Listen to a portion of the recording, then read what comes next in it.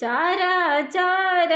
खंड बीचे पापा के हवेलिया हो 32 मुखे काटली बांधुवारी बीचली दुवरिया एक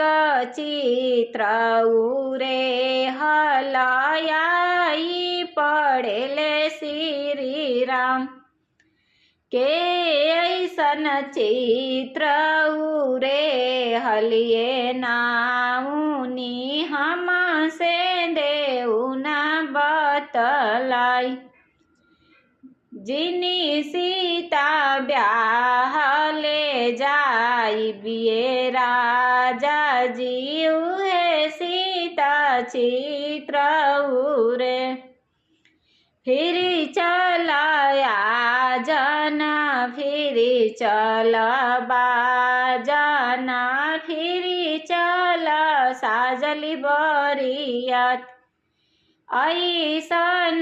सीता से ब्याह नाही करबी करेली लाउड़िया के काम फिर जाहुआ जना फिर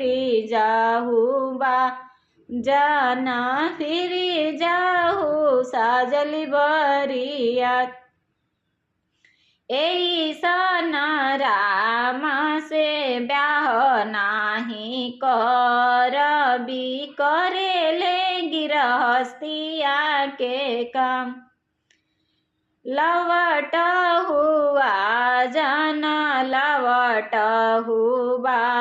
जना लवट हु साजली बरियात ऐसन सीता से ब्याह हम करबी सीता चतुर चलाक ई सीता चतुर चलाक।